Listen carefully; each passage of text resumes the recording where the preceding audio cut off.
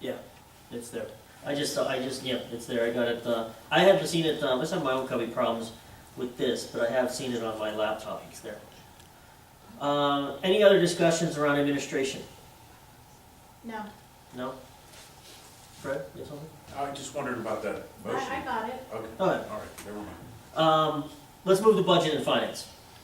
First quarter financial reports, 2-year comparison. Okay, in your packet, everyone should have a copy of the 2-year comparison. Looking at the chart, we're more or less on schedule for everything. Everything looks like it's right where it should be, except for a couple items. If you want to go to, start with the first one here, because there's going to be some questions on this, I feel. On page 5,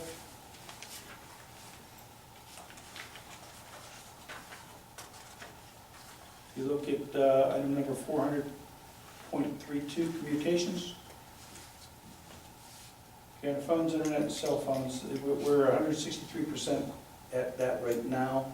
The Blackboard was put on that, I think it's like $5,000, and that was not budgeted for. Okay? Okay. So that's where that's gonna come up on that one. On the mayor's membership and dues, it's at 260%. We budgeted 50, I think came in at 130. We might wanna raise that next year, just bring it up to par. Just so we don't have that mistake again. Okay. Everything else looks pretty good there. Now, if you come over to page 7, on item number 41122, operating supplies, we have 87.55% on the operating supplies for the fire department. Now, Carnegie had fires down there and they used a foam. Now, we bought more foam. Now, what I was curious about is does Carnegie reimburse us, or what's the deal on that, do you know, Jim? I would say that's all part of mutual aid. I wouldn't bet paycheck mark, but I believe that would be part of mutual aid. If they came up here and they used their phone, they wouldn't send us. Okay, well, that's why that's over the budget line there right now. But, see now, there's another one, page 9, 430.37, vehicle repairs. We're at 61.63%. We budgeted 15,000, we spent $9,244 on that. Apparently there's the backhoe came in from last year, and it's put on this budget line for this year. A new backhoe, or is this maintenance? A repair. Repair, it's a repair, Okay, okay? So that's why that budget line's a little bit higher than it should be. okay. But we still gotta keep an eye on that. Okay, one more thing, on page 10, item number 454.36, utilities. You missing one? We're missing page 10. We're missing all those. We're missing all the back pages again. We're missing the back pages. It's okay. Okay, well, that's the, I'll look at yours. that's the utilities, parks and shade tree. And we're at 94%. We budgeted 3,500, we spent 3,293. This winter, there was a water breakdown there that we didn't know about, and it kept running at the stage. So we got whacked for a big water bill. So we're gonna be over our budget line on that one. But everything else seems to be right on schedule here. Doesn't look like anything out of the ordinary, but it looks pretty good so far, just except for those few items. Okay. Okay, is there any questions? Any questions on the finance? April, you okay? Yeah, fine. All right. All right, no other questions. Let's move on to discussion item on parks and recreation, the alcohol and special permit. Is this one you're speaking to, Jamie? Yeah, I will. We have so far two special events planned this summer specifically for raising funds for the swimming pool. The first of which is called the Great American Duck Out. It's a reverse raffle with rubber ducks that will be, like, for example, they'll all be numbered, and instead of the duck pond when you're little and you pull it out and you win a prize, in this case, if you pull your duck, you're out. And so there are varying points that you can actually buy back in as you get closer to the end. And obviously then, if you've ever dealt with a reverse raffle, the last few folks then barter between each other to try to figure out how they can just broker a deal to win together and split the grand prize. We'd like to get a special occasion alcohol permit for that event, very similar to what we did with the tailgate party and that application process. Additionally, and on that note, there will be no swimming that day. It will strictly be, lifeguards pulling the ducks. Nobody will be allowed to swim that day. The second event is Friday, July 18th, Gala Under the Stars, and it's going to be like a black tie affair at the swimming pool with round tables and Glenn Miller type orchestra music, hors d'oeuvres, and we'd like to have cocktails there as well. So, Okay. items for your consideration. Again, no swimming there on purpose. Sure, liability carrier. Floating. I know, exactly. But we will have staff on hand in the event that somebody should try to engage in that. When were we likely to see the special permit? Don't we have to vote on the special permit each time? Well, we can put both on at once. Right. We have to notify PLCB 30 days in advance, so, So one was July, and one was the other one? May 31st.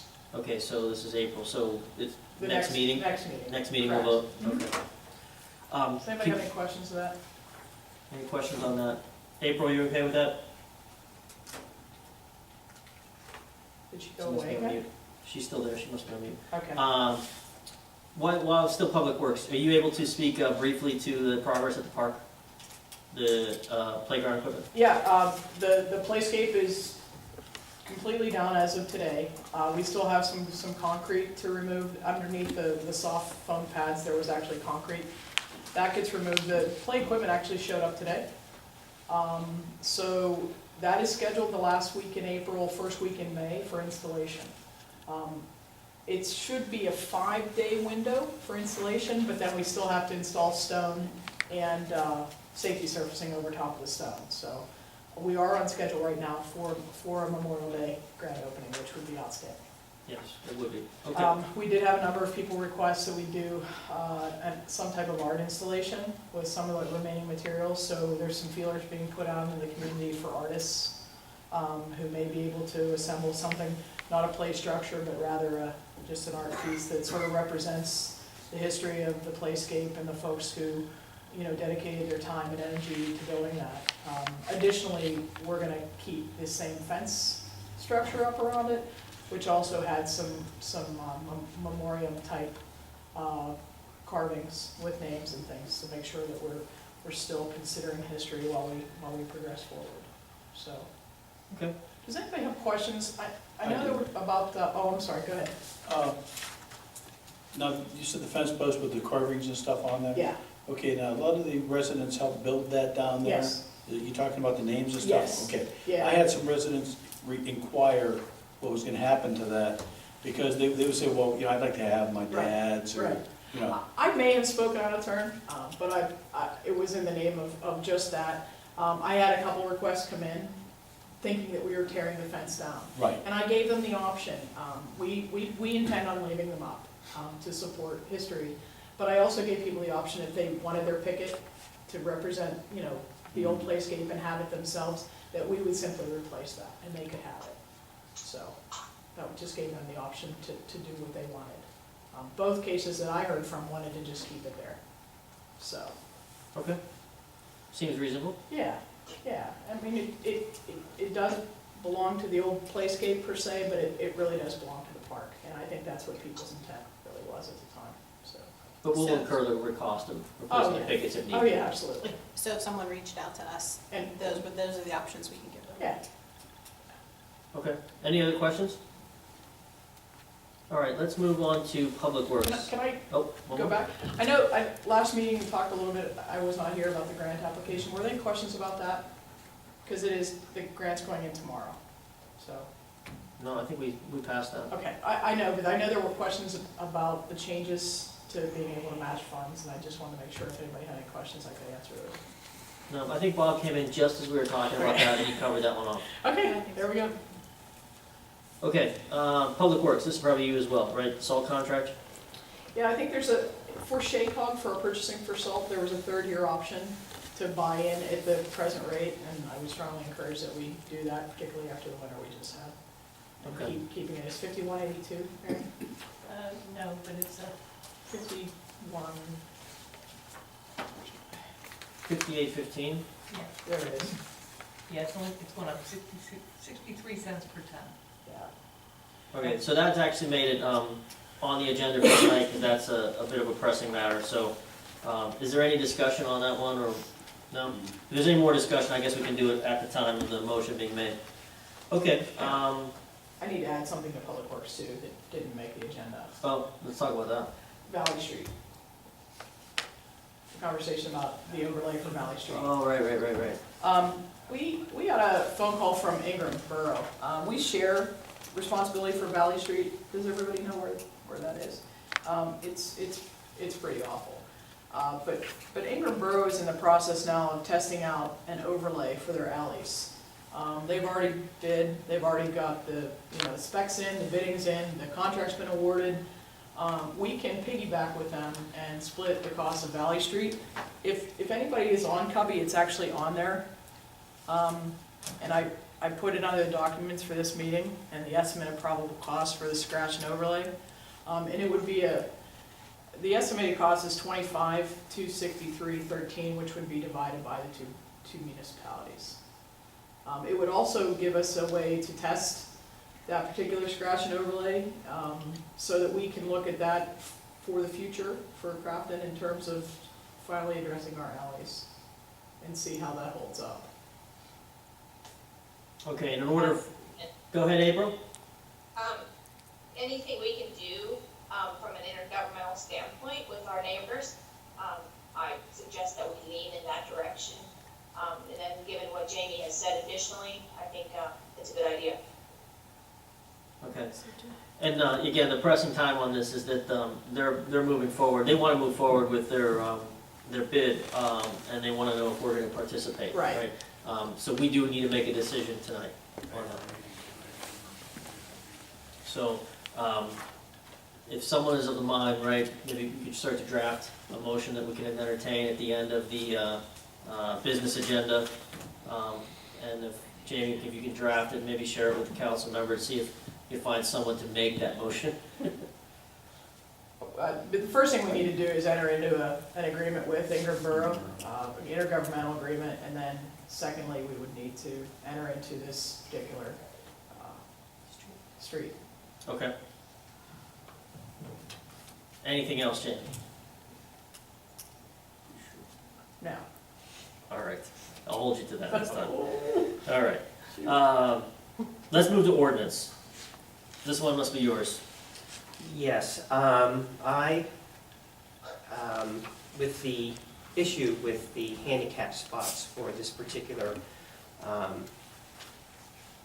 the spaces in front of the Nativity Church on Alice Street, going back and forth and looking at the handicap laws and so forth, and concerns that were brought up during the meeting, Mary presented another option and running up a different section, Section B, for turning those spaces into an unloading zone and not having those designated as handicap, just for an unloading zone for the hours Sunday morning from 7 a.m. to 12 noon. And the only reason I had this on here, just is sort of an FYI, I did contact the church. They are going to discuss this and see if this is an option that they would want to consider, and they're going to get back to me on that. And as soon as I have information from them, I will bring that. So possibly by the next meeting, we have a motion to advertise. And I'm not sure. The person I spoke with did not give me any kind of time frame on when they would get back to me. Hey, my question to the people at the church would be, how big a problem are they having up there in that in that time window on Sundays with parking. I mean, is this situation critical? I understand the request because it initially came to me and I passed it on to you. But are they actually having a problem on Sunday that the initial request was for 2 handicap parking spaces and it's evolved from them to a loading zone or an unloading zone? So if you have an unloading zone on Sunday between 9 to 12, does that mean that the van that they bring in the elderly parishioners, or does the van drop them off and have to leave and then go try to find a place to park, or does that van get to stay there for that 2-hour period? You know what I mean? And I think that's what they're going to talk about. And basically, again, it's a situation where they are just having trouble bringing the larger vehicles in close enough where they can drop people off. So that's why they wanted 2 handicap spots. It wasn't designated for, from what I understood, it wasn't designated for people to actually park there. It was just to be kept open, so that designated area, they could drop people off, and then, but the problem, yes, The cones, the idea of cones, did that not help? Did you run that by them? well, I mean, I didn't even tell them that, because I think the problem is that somebody would have to actually be there before somebody parked there. And, you know, Cones would have no legal cost, you know. so basically you'd have to, if there was a car there, the cones wouldn't work, because the cones, Or if there was no signage and somebody moved the cone and parked there, what could the police department do, you know? so basically this was a different option other than having the 2 handicap spaces. But because the issue with handicap spaces is that you know, once you designate a space for a handicap spot, anyone who's handicapped can park in that spot. So again, you would come into the same situation if someone wanted to use that spot and had a legal right to use that spot, they could do that, and then they would again have to be back to square one. I think your drop-off zone idea is And that was, getting closer to being the right solution to this situation. Sounds more feasible. and you know, I'll give Mary credit for that idea. Good job. Did we get any correspondence from the church? I remember at the last meeting we discussed this, I had asked for them to provide us with something to illustrate what exactly the problem is. Well, the problem is that they're having trouble with these larger vehicles being able to drop people off if there's somebody parked in a spot. So they wanted to have those designated spaces so the vehicle can pull closer to the sidewalk so they can, so people can get out. And just make it easier for those vehicles to manage, because it's a small street. And Where's their drop off? Is it Alice or is it the other street? it's on Alice Street, Okay, so it's not the Division. correct. And when I presented them with the option of creating the loading and unloading zone, I'm gonna wait until they get back to me on that, and then I'll let them know that they may want to have a representative come to a meeting and discuss I put this in the meeting agenda just so let you know which direction we could possibly be going, just for an FYI.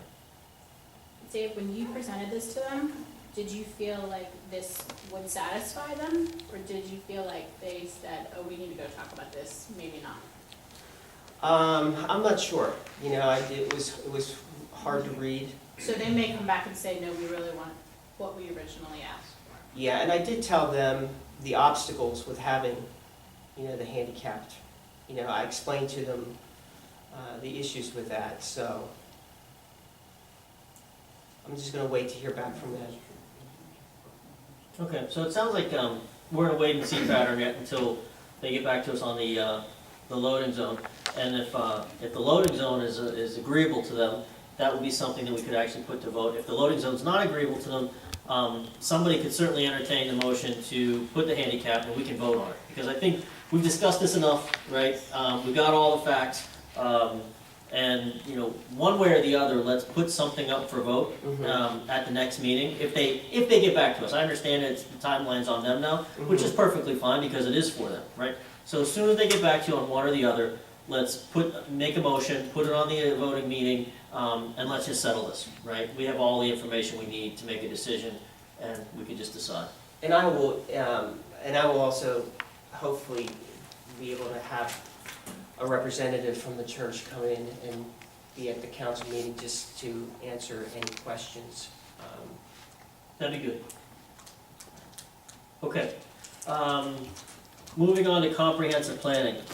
April, are you prepared to talk to this one? I am in terms of what Bob has put in his last manager's report. Okay. Bob met with Ingram Council on 4/9 to review the concept and the plan. He expects that on 4/14, during the regular meeting, a resolution will be ratified. So that's one of the boroughs. He's meeting tonight with Thornburg Council for the same reason. And he's also waiting to hear back from Roslyn Farms whether or not, what their position is exactly. And then also, for his manager's report, we need to be mindful of the 4/30 application that's due for Local Government Academy. And then he also says that he will see that through. So basically, we are waiting for his response in terms of what happens tonight at Thornburg Council. So it sounds like we will have Thornburg and Ingram cooperating with us for this plan. And we'd still, and it sounds, in my discussions with him as well, and you can correct me if I'm wrong, with those two, we'd still apply for the grant money, right? I mean, it'd be ideal if we had all three, but even with two, right, that qualifies as intergovernmental, right? We're still planning on filing with just two? Yeah, absolutely. I mean, even if we just had Ingram, Ingram, our border is so closely aligned through Steuben Street, that would still, in my mind, be intergovernmental. I don't know if Jamie has anything to add to that from a grant proposal standpoint, whether it matters 2, 3, or 4 municipalities. Yeah, I mean, the way it was, I think it was decided these four, or these three, us being the fourth, is everybody that butts up against us, right? I mean, I think that's how we came to that. And, we're doing our due diligence to try to get all three, but if we don't get all three, we'll submit with what we have. Absolutely, right. Okay. All right, so just give us another, I guess, update, next week, after Bob, finalizes what happened with Roslyn and what we hear about Thornburg. Right, and on the agenda tonight is a motion to approve the intergovernmental cooperation agreement for the comprehensive plan with the boroughs. And obviously, we don't have the details for 2 of the 3. Okay. Can we, is it fine to have a motion that says that we're going to approve all three if one or the three comes back that they don't want it? Do we have to do something, or no? I think it's fair to say that we can approve our version of cooperation. It's not dependent on whether or not they are all cooperating Okay. with us. You can amend that later. All right, Jamie says we can amend that later if necessary, so we'll leave this written as is. Okay, moving on, that concludes the committee discussion items. Correspondence, did everyone get the same letter I got? Yeah. You're not here, April, so you didn't see it, but basically there's a letter sent to all members of council about the potholes. The letter reads, "We, the taxpayers of Crafton, demand action to repair the damage on Crafton Boulevard, Bradford Avenue, and Noble Avenue. Our cars are taking a beating and costing us more to repair. Where are the road tax funds? Your actions on this matter would be greatly appreciated. Thank you, concerned taxpayers and citizens of Crafton." Is this, individual signed or is it? No, it's, just a anonymous letter, large typeface font, mailed just to, each of us individually with no return address. Okay, typically we don't entertain things that aren't, attached to individual, Well, we certainly can't get back to anyone, right, that's for sure. So, I'm just gonna, talk to Jamie about the roads that were mentioned and what's our plan on those particular roads. Right, well, we are actually waiting for spring to arrive here in Crafton Borough. We did hit some areas, last Thursday, and of course with the weather temperatures dropping, we expect to hopefully be out there again next week with the actual hot patch, so. And you have potholes, I guess, identified on all three of these roads, right? Right, yeah, we did address, Steuben Street last Thursday as well, the area right adjacent to Foster. We talked with PennDOT actually again today about what the plan was, so they're putting that on their radar as well. I guess Steuben's pretty bad right in there. Yeah, Steuben was bad. I personally fell into one myself. Bradford, not Bradford, Crafton Boulevard and Noble. The intersection, the big main intersection where the crosswalks are, Yeah. that's typically a trouble spot, and it's a trouble spot now. Yeah, and we also have, I Or did have the chance to meet with Mike Gable, who's the Director of Public Works for the City of Pittsburgh. Obviously, they're in their own mess with potholes, but we did speak to getting together in terms of trying to set up a plan for our mutually shared roads, and being able to just enter into a contract with the City of Pittsburgh that they would pave ours if we, obviously paid for our section. So that would speak to Baldwick, parts of Crafton, and Chartiers as well. So, additionally, we also spoke today with PennDOT about the Agility Program, which is shared services. They're working on legislation. I'm waiting to hear back from them about exactly what that is. Agility Program means that we have something that the state wants, piece of equipment or service, and they have something that we want, piece of equipment, service. They're looking at legislation that might serve us to, while they're in paving, let's say Steuben, and they had extra, that they would go up a street, continue up one of our streets, we would obviously trade our services portion of what that direct cost was to them. So we're looking at long-range planning in terms of caring for our streets, not just potholes, so Okay. it's on the radar. I know we're in bad shape, right? We're not in bad shape as we could be, but The city of Pittsburgh's in bad shape. They are. We're okay. it is nice to be butted up against them, I will say. All right. Nothing else on correspondence, so I'm gonna briefly cover some of the manager's report. You guys all have copies on Cubby. I'm not gonna read it verbatim, but I'll highlight a few points and not highlight some ones we've already discussed. But the Vacant Blight Property Committee, and we did appoint 3 folks to that. It was still an open item whether or not we want to add to that. And if we do want to add to that, we need to amend the resolution. It's perfectly fine to amend the resolution to 5 or 7, whatever we want. Now that April is on she's the representative on the committee for council, I would like anyone that has any suggestions for that committee to just submit them to April. April, bring them up as if you get something, bring it up on the regular committee discussion items. We'll add this as a regular committee discussion item as long as there's action to be taken here. And clearly there'll be action to be taken immediately. But again, this is a committee that kind of lives a certain life and then we expect it to go away, right? It's here to kind of get on top of the the vacant and blight properties. So it's going to last as long as it needs to last, and then it vacates. But we've just created it, so there's going to be some work to be done initially. But if there's any folks that we want to add to the committee, we'll talk about that. Yeah, and Joe, I will recommend adding folks to the committee, just from a scheduling and logistics standpoint, and then also from the expertise standpoint. Yeah.